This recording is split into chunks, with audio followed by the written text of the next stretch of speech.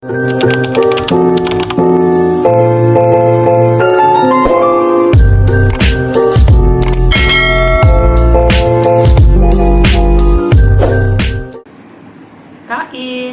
So, andito ako ngayon sa kwarto kumakain kasi nga, as you can see, natutulog yung aking Junakis.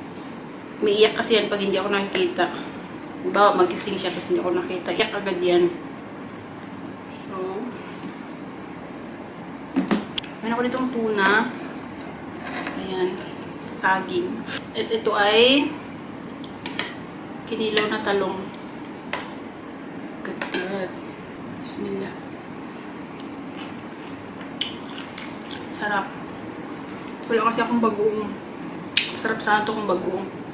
Kaya ito na lang tuna. Ang meron kasi ako doon tuna. So ito na lang.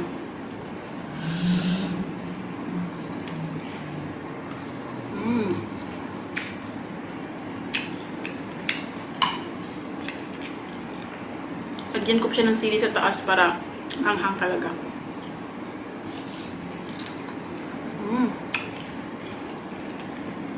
Sarap.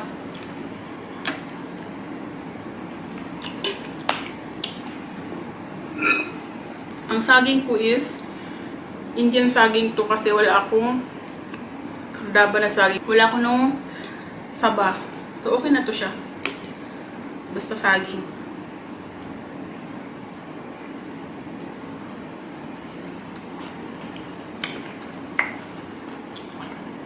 By the way, sinusulit ko na yung aking pagkain-kain kasi nga uwi na kami ng India. So 1 month kami doon.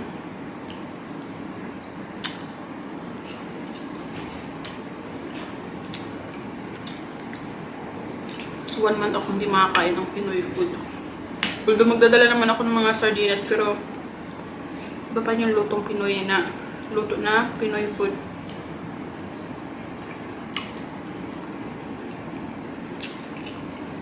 So habang nandito pa ako, habang may time pa is kinakain ko na lahat ng Pinoy food.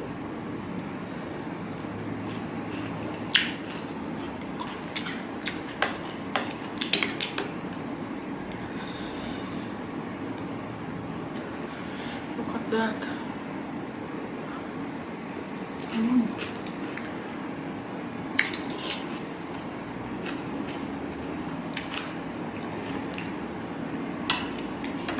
Mga kasama ko dito is tulog. Nandun sa sala.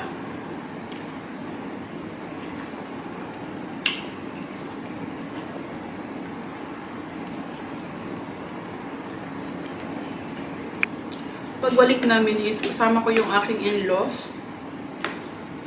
Pagbalik namin dito sa Abu Dhabi.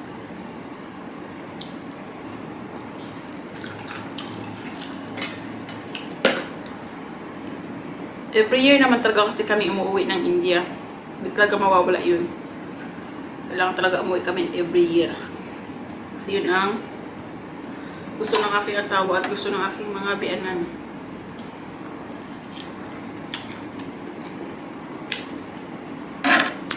Nandito din yun sila nung mga anak ako. Hanggang sa mag 1 year old si baby. Nandito sila. This time, i-explore ko ang India. Either tag-ulan o mayroong emergency, mga ganyan. Kaya hindi ko siya ma-explore. Diba? Hindi naman kami pwedeng umalis kung may something problema sa bahay. Mga ganyan ba?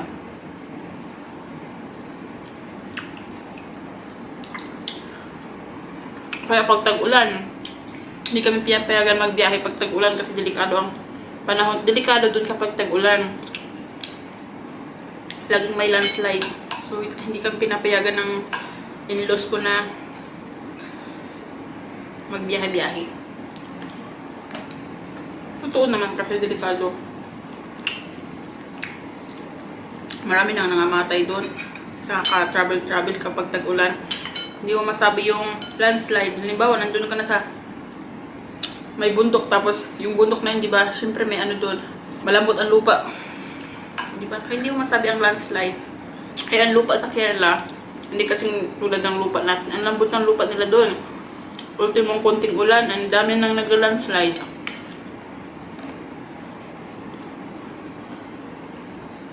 Last.